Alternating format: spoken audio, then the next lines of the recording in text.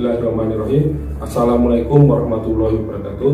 Apa kabar masa depan bangsa? Semoga sehat selalu, kuat dalam menghadapi masa depan. Pada pertemuan kali ini kita akan membahas laporan keuangan berikut dengan alat analisanya. Analisa laporan keuangan merupakan aplikasi dari alat dan teknik untuk laporan keuangan yang bertujuan umum dan data berkaitan untuk menghasilkan estimasi dan kesimpulan yang bermanfaat dalam analisa bisnis. Kegunaannya apa? Kegunaannya untuk mengurangi ketergantungan terhadap firasat, terhadap insting, terhadap tebakan dalam pengambilan keputusan keuangan. Mungkin selama ini yang namanya manajer keuangan menggunakan insting, menggunakan intuisi, menggunakan kebiasaan. Tapi dengan adanya analisa laporan keuangan memiliki dasar yang kuat untuk melakukan pengambilan keputusan keuangan yang dapat dipertanggungjawabkan. Nah, tujuan dari analisa laporan keuangan yang pertama ada screening, ada forecasting, ada diagnosa, ada evaluasi dan understanding. Itu tujuan dari analisa laporan keuangan. Terkait dengan alat analisa laporan keuangan ada 5. Yang pertama, analisa laporan keuangan komparatif. Gunanya apa? Gunanya untuk membandingkan laporan keuangan saat ini dengan laporan keuangan tahun-tahun sebelumnya atau periode sebelumnya. Yang kedua, analisa laporan keuangan common sense. Yang ketiga, analisa rasio. Nah, ini yang kita bahas hari ini terkait dengan analisis rasio keuangan. Yang keempat, alat analisa arus kas, dan yang terakhir ada metode valuasi atau perhitungan. Nah, analisa rasio keuangan merupakan dasar untuk menilai dan menganalisa prestasi operasi perusahaan. Nah, juga apa? Digunakan sebagai kerangka kerja perencanaan dan pengendalian keuangan. Setiap keputusan keuangan itu harus memiliki alur, ada kerangka kerja, ada proses yang harus dilalui, ada tahapan yang harus dilalui sebelum pengambilan keputusan berdasarkan analisa rasio keuangan. Ada beberapa pihak yang menggunakan analisa rasio keuangan. Tentu masing-masing pihak ini berbeda kegunaannya, berbeda fungsinya. Ada 4 pihak atau 4 bidang yang menggunakan analisa rasio keuangan. Yang pertama, ada pihak dari manajemen perusahaan. Gunanya apa? Digunakan untuk perencanaan, untuk evaluasi dan terkait dengan prestasi yang dikaitkan dengan prestasi rata-rata industri. Jadi masing-masing bidang itu akan dinilai berdasarkan kinerja keuangan atau berdasarkan prestasi yang telah dicapai. Yang kedua, bagi manajer kredit digunakan untuk memperkirakan risiko potensial, risiko yang akan terjadi bagi peminjam terkait dengan jaminan yang telah diberikan.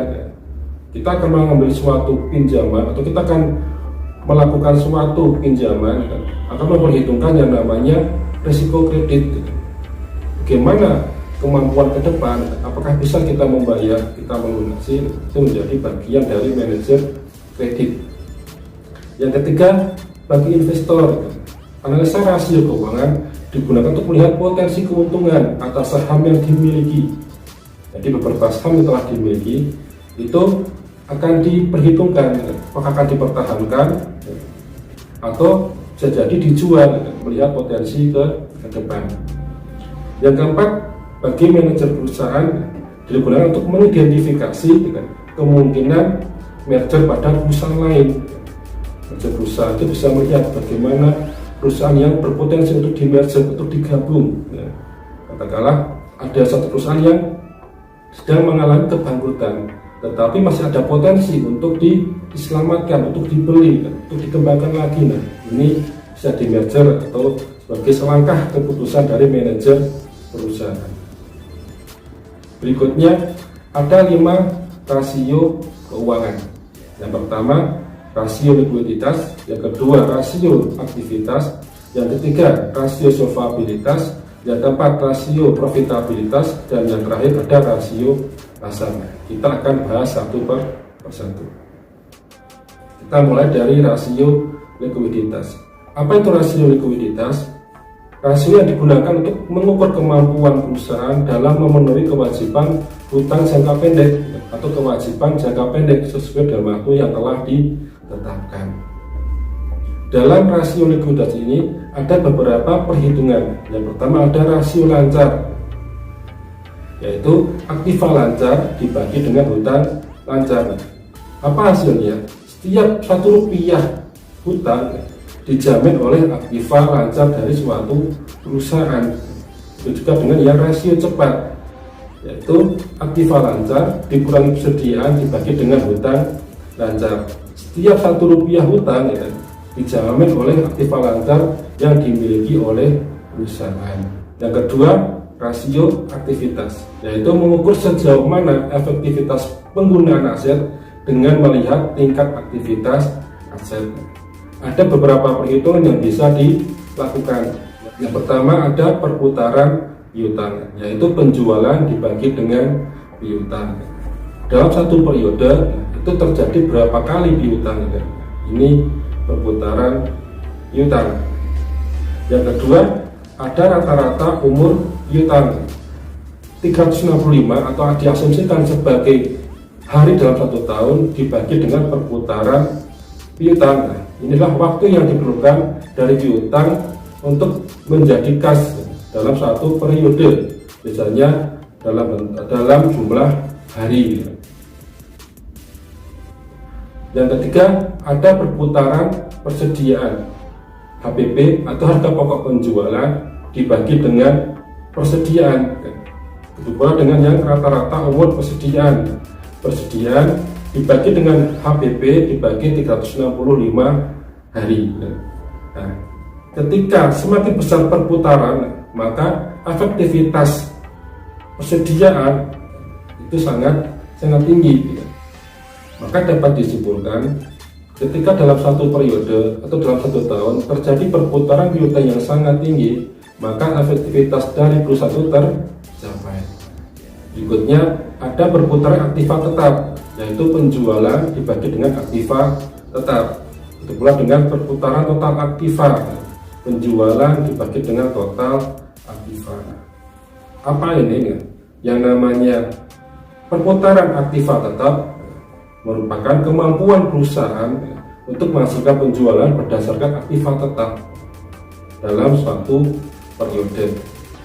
Yang ketiga ada rasio solvabilitas, yaitu kemampuan perusahaan dalam memenuhi kewajiban jangka panjang.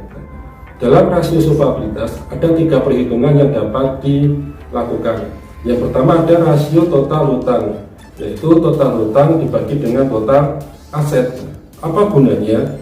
Gunanya untuk menghitung seberapa jauh dana yang disediakan oleh kreditur. Yang kedua ada time interest earned, yaitu laba sebelum bunga dan pajak atau earned before interest and tax dibagi dengan bunga, yaitu digunakan untuk mengukur kemampuan perusahaan dalam membayar hutang dengan laba sebelum pajak.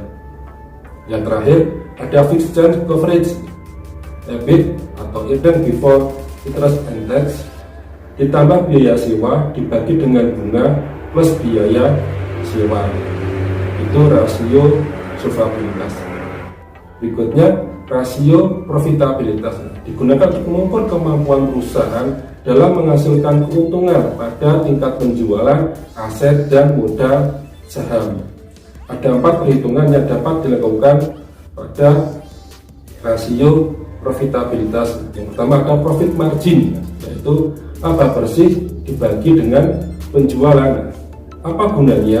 Digunakan untuk menghitung sewa yang merupakan beban tetap. Sewa itu termasuk beban tetap dari perusahaan.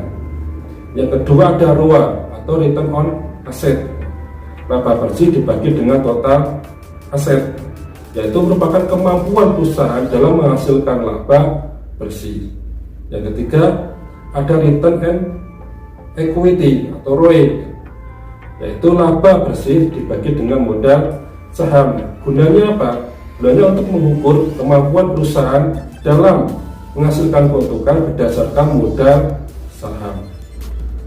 Yang terakhir, rasio pasar. Gunanya apa? Gunanya untuk mengukur harga pasar relatif terhadap nilai buku.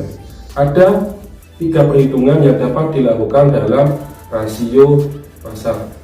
Yang pertama, price earning ratio, yaitu harga pasar per lembar dibagi dengan earning per lembar. Gunanya apa? Digunakan untuk melihat harga saham relatif terhadap earningnya atau terhadap pendapatan, terhadap penghasilan.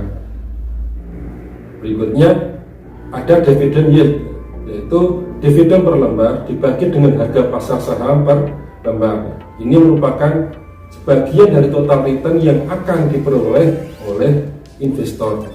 Yang terakhir ada rasio pembayaran dividen.